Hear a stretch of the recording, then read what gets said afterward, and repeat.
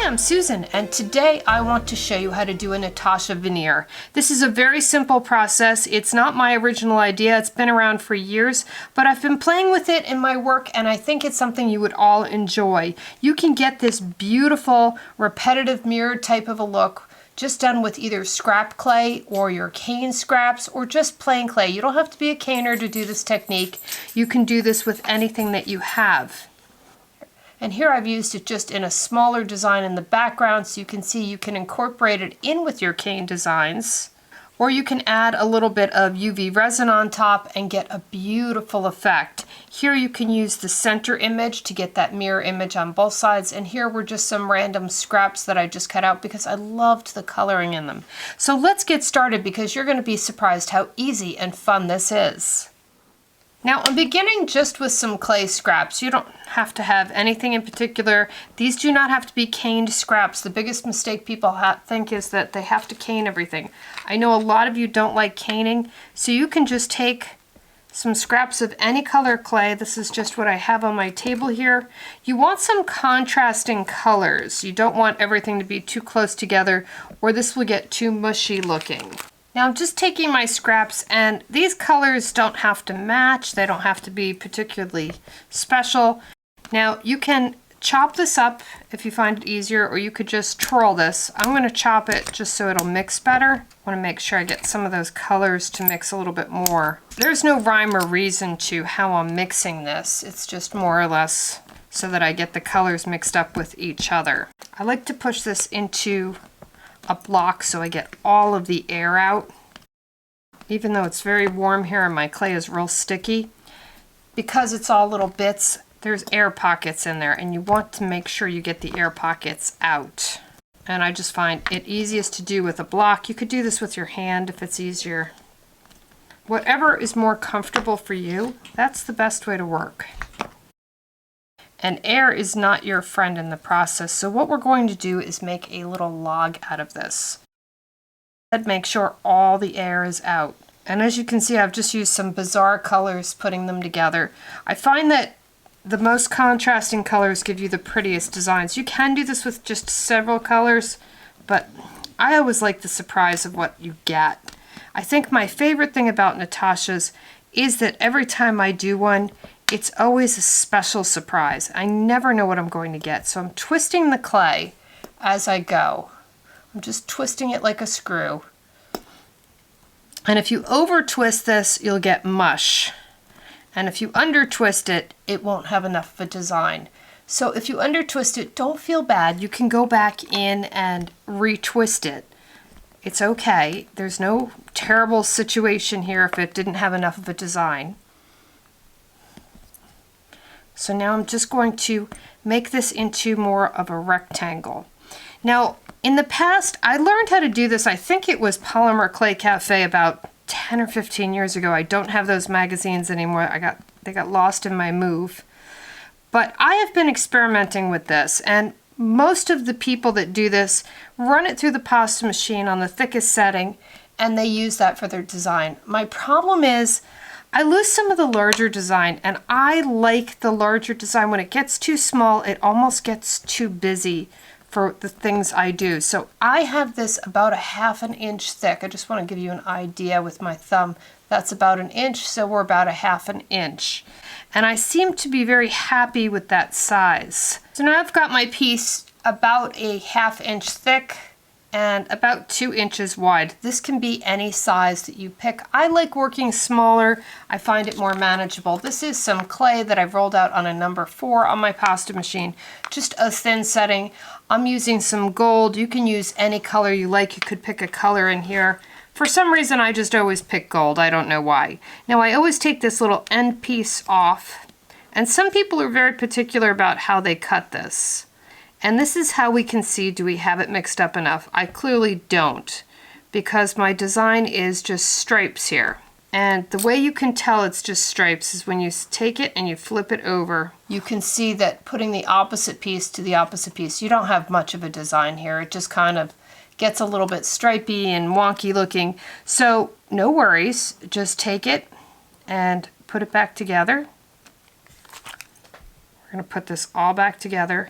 And this is why I'm doing it a little bit ahead, is because I want you to see if you're not getting that design, you didn't do anything majorly wrong.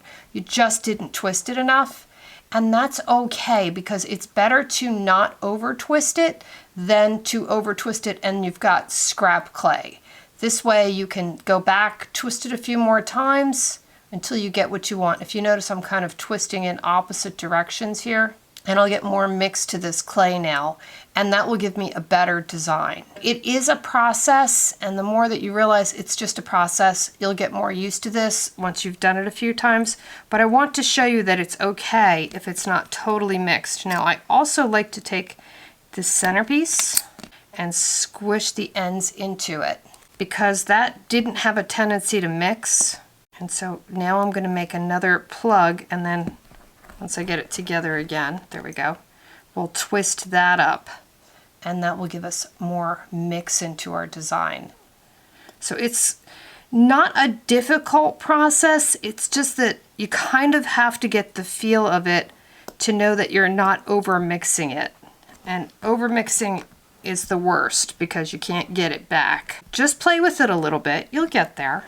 And don't start out with such a large piece of clay that you're sad you messed it all up.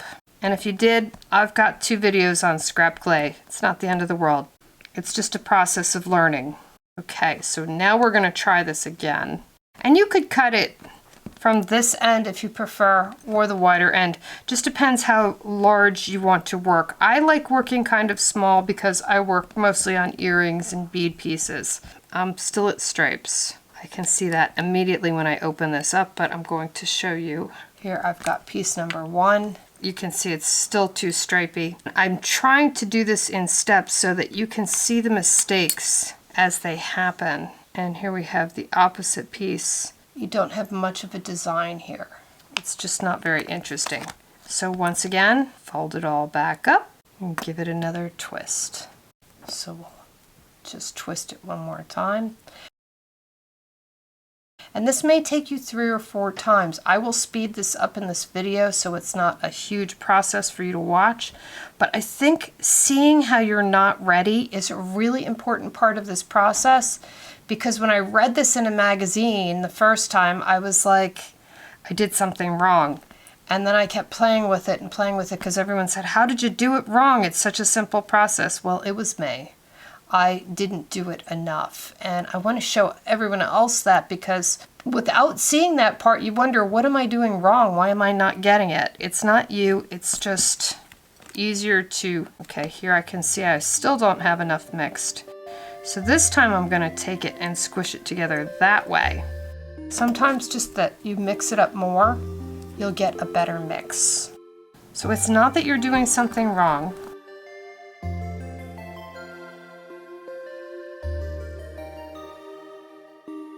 Now I'm going to push this back into our square.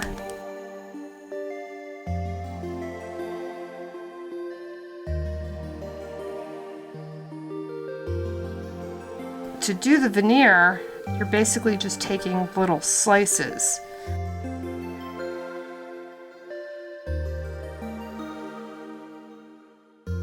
Oh, now we're getting interesting.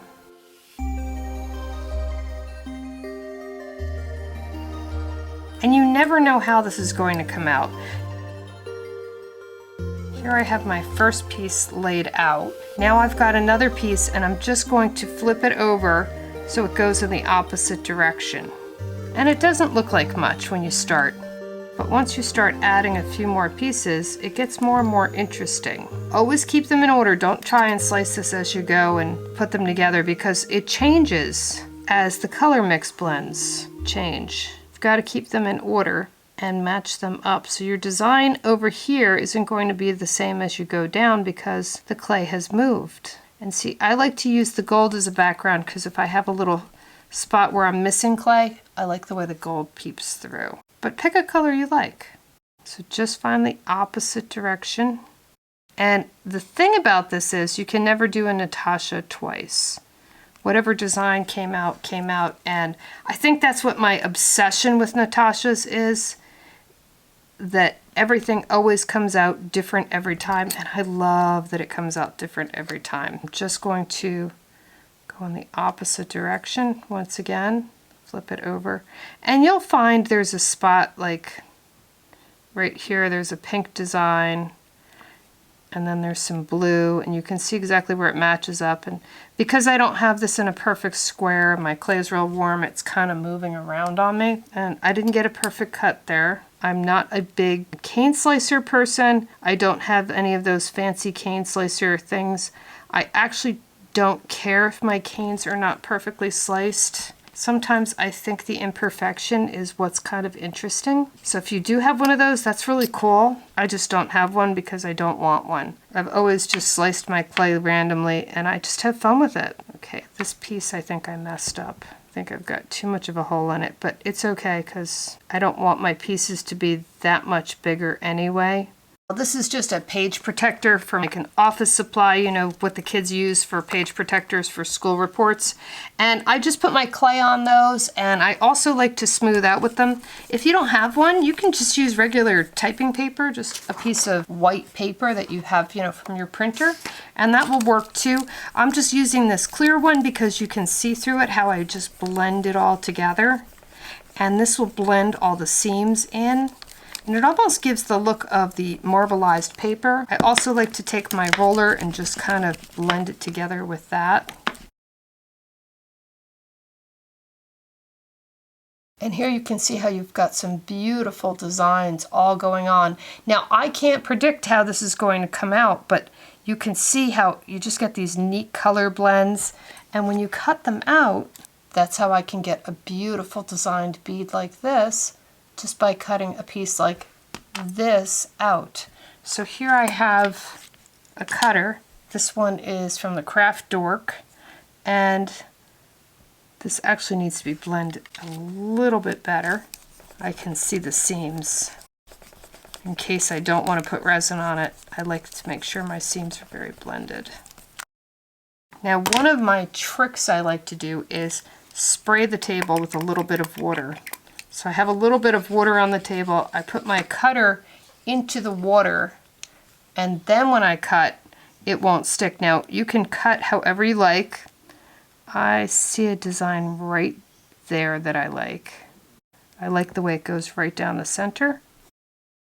And now I can pull this right off of here, and you can see how you can get this beautiful piece. Now, I would bake that right on a tile, and you can see how I've got that almost a paisley kind of a look. You could use this in your beadwork, you could make an earring out of it, anything. Now with these smaller pieces, you can cut whatever you want. Here's my little bit of water. I've got this little leather cutter here, and I'm just going to cut into these little pieces here. I can't stand when people waste these beautiful little spots. I've got this tiny little cutter that I've cut this little square out of, and it doesn't look like much, but when I cut one out of the other side, and I pop them out, they don't look like much, but now when I take them and I put them back to back and press them together, I have a perfect little bead. So you can have these perfect little square beads, and if you put a little resin on them, they look even prettier. Now the other thing you can do with this bead, if you don't want to just skewer through the center this way or this way, you can also pinch one end of it, pull it up like a little kite bead.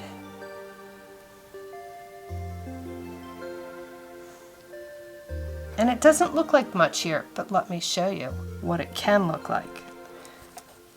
You see, if you just add a little bit of resin on top of that, and you add a little resin on top of your kite beads, you can make a beautiful pair of earrings. This is just the same type of a clay swirl. This was the opposite pieces that I cut out. Because I used them larger, you get a different look to your design. So there's lots of neat things you can do with just this squished up clay and having it swirl around, and how it can create its own interesting designs. And the nice thing about the kite beads is they're finished different on each side. So when they move, they have a really interesting look to them. Now another way you could use them is at the end here of my focal beads, and here I have some smaller beads that I've cut out of just those little excesses of clay that I had, and you can see how I've gotten all these different colors. These were all the same pieces of clay that I've used. This was just a scrap of clay that I had left, and I had just these little bar pieces, and the way I've put them all together is what's made them so unusual. And here we have, once again, the little square beads. So those are those little scraps of clay that I've made the little clay beads out of, and I've just added some resin on top so it makes them just shine and dome up a little bit more. And here you can see how I have the little bars that I've just surrounded with some beadwork and some flower beads, and how it completely switches things up. Now I've run this through my pasta machine on the thickest setting, and you can see I have that design at the edge there. No worries, I'm just going to continue cutting this the same way I would have before. I now have just a wider end that I'm cutting off. And this is a lot more tedious, and your design will become a lot more intricate. So you basically are cutting one piece at a time, and this will give you more of a stripy design. I can't say that one is better than the other. It's just what you like better. I happen to personally like the way the big design looks, but this is very pretty. This is just a little harder to match it up. Now I still like to flip this over.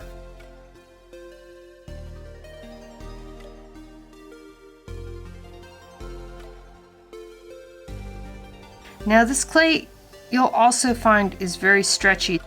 Sometimes you'll find your end pieces are longer than the other pieces. Just match up the design, don't worry about the length. You're going to be using the design in the middle and not the design at the edges too much anyway. Now you can see what I've gotten out of that. It's almost like a batik-y looking type of a design. And here is the larger version, which is more of like a graphic-y kind of design. So it really depends on which you prefer. I'm going to burnish these out and then show them to you again, because I do think they change quite a bit once you burnish them. If you notice, I'm not distorting these, I'm just rubbing. I'm just trying to get the seams to blend. I'm not trying to stretch this out at all. Here you have two versions of the exact same cane. This was the 1/2 inch one, and this one is the thickest setting on the pasta machine. So you get two completely different looks. I can't say one is better than the other. I can't say I like one better than the other. I think they both are really cool, and actually I think they're really neat to integrate them with each other, that you could use this on a pendant and use these on some earrings or some matching pieces and get a really interesting effect. You can see that you can get some beautiful designs just letting the clay do what it does. Now doing the same technique using some cane scraps, you don't need to twist this around and move it as much. You'll find that some of your pieces still have the little bit of cane designs in them. And I've got some of this clay that I've mixed up that I just want to throw in just some little bits of it so that the colors mix up. And then I've got all these little pieces of clay that I just wanted for contrast, because I feel like it just needs a little bit more. And here's another cane, and this was sort of a bubble cane, I think the bubble leaf cane. And this was just a solid piece. I'm just going to mix this all up the exact same way I mixed the other one up, and I'll speed this up so that you can get the idea of, if you do cane, this is really pretty to do with your cane pieces. It's always best to do this with the cane ends that you've just reduced and are nice and soft.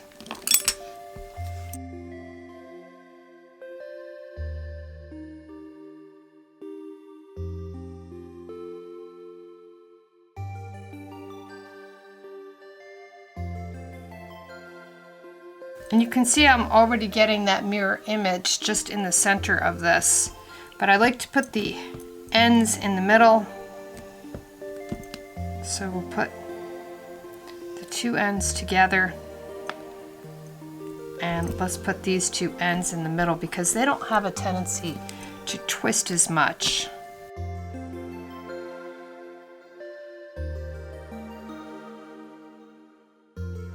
Now I'm only making this narrower because I don't like cutting a really long piece. I find it just too bulky and awkward. I like working smaller.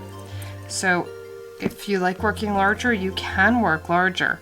If If you were doing this as a veneer on a box or something, it could be really beautiful. But because I like working smaller, I'm just making this shorter. And once again, I'm trying to get to that 1/2 inch, and I'm more of a 3/4 of an inch, so I'm going to take this down a little bit more. Now I have my piece reduced, and I'm just going to open my little cane up here. Oh, this one's nice and mixed in this end. Sometimes the end is all stripy, but then when you get to the middle, see how pretty it is? So I'm going to just go right from the middle here. And you'll find when you're working that each one has a little design that's real easy to match up, so you can tell when it's backwards and when it's forwards. The larger ones are easier to see on camera, but when you're working smaller, you'll see it. Like this, you can see right here where this whole design mirrors right up perfectly. It's actually really pretty. And I always find it easier if I keep turning this. When I forget to turn it, I get in trouble. And then I get a piece that's not fully cut.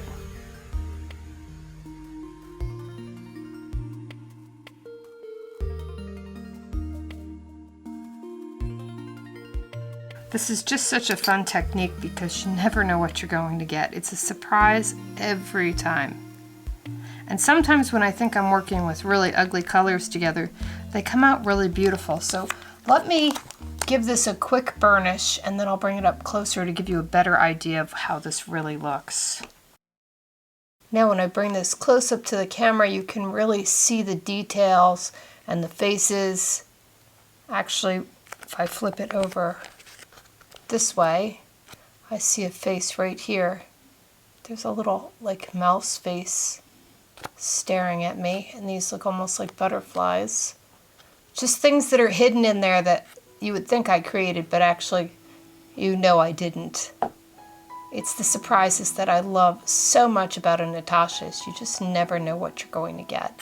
Now I want to show you what you can do with all these little pieces of veneer. Here I've made a pair of earrings, and you see this little piece at the top. That's basically just the centerpiece that I've taken out and made the post back with, and then just connected with some beads. Now in each of these I'm going to show you the veneers either in the corner or up or down, just to show you what the before was. And this one was just some scrap clay that I had. This has no canes in it. It was just the clay that was twisted up, so you don't have to have caned clay to come up with some really interesting pieces. Now using that exact same cane piece that because I've gotten several sheets out of it, I created this necklace. You can see that it has that exact same piece of veneer that I've just cut up. Now I like to use leather cutters just because I like that they have these shapes that are really nice and clean. And then at the bottom here, I just used another cutter and some fringe. And here, on my chain, I have all those little pieces of scraps that I've created using my little square cutter. This is a double chain on here, so it really gives it a unique look. What you can do with all of these pieces is pretty amazing when you think about just these little veneers from scrap clay that you can create using the Natasha technique. Now here I just made a donut, and you can tell clearly that this was the technique where you put it in the pasta machine and make it really thin, so it gets more of that linear look rather than the thicker, but it still gives a beautiful batik-y kind of look. And so I just used it with multiple strands of beads just to give it a different type of look. If you're not into doing some bead work, you just want to work with polymer clay, these earrings are created just with polymer clay and a little bit of wire to connect them. This was done with the technique where you run it through the pasta machine, so you get that smaller, more linear type of a look. I just put the larger square in the background, just making them into a simple drop, and you can see how you get that really interesting batik type of a look in this type of piece. And here once again, I've just used some square cutters, the exact same ones I used for the other earrings, just a strip in a different direction on each side. And you can see this was just one of those kind of squiggly looking colors. This was from a mix of canes, so you've got that cane kind of smeared out in there. But it gives it just an interesting look, and all I did was wire a crystal on the top. Now, if you're into doing some beading, these are just some simple stud earrings. I've used a circle made out of a piece of veneer, and then I've just encircled it with some crystals and some seed beads and put a post back on the back of it. It can give you a completely different look. The way you set these is basically what changes things up. These almost have like a fantasy stone kind of a feel to them. Now, if you just have a little piece of veneer, you can use a strip once again. I tore one of the edges. I just wanted that rough look in the contrast of putting rhinestones on the other edges, which would be so finished looking. And you can see how you can create an interesting pair of earrings just by using a little scrap of this Natasha. You don't even need a whole lot of it. And here's a pair of postbacks. Now these I did not add any glaze to, so it's just the natural clay. This once again was the scrap clay, so there is no cane in here. It's just the way it came together, the same as that I've used in the previous necklace. And then I just hung them off some little postback earring pieces and beaded them together. So just leaving them matte is such a pretty contrast sometimes with the beaded background. And here you can see how the resin magnifies the veneer and makes it look even more spectacular, and how you can see that there's a pattern where this is almost like an upside down heart on each side, how it creates a pattern and it's a little bit different. And these were just done with a little herringbone hook made out of beads so that they would hang. These are done with the natural clay veneer. There's no coatings on it. These are just some little flowers that I've created on top just to add a little bit of dimension, and then added a beaded hook just to make them a little bit different. And here's a fiery set of heart earrings. I love the combination of colors, the way it came out. These were made with some cane scrap, so you can see how you've got some flower distortions and petal distortions and leaf distortions in here. And sometimes the canes give you such an interesting factor. And once again, these are just some postback earrings. You can see I've got a postback on the top here that just connects a little square that I cut a circle in, so it basically makes it into a hoop, but a square shape instead. And I love the way the cane flowers kind of smeared across into the Natasha veneer and gave it almost like a watercolor effect. Of course, this square that I cut out here is this square that I've hung this from. And this one was my favorite one. This one was the blue pieces and purple pieces in here that were just some caned pieces, and I just love the way it came together. And this one was done with some caned scraps, and I love the way the colors smear and twist and create all different types of designs that you can use in your beadwork and all your different things.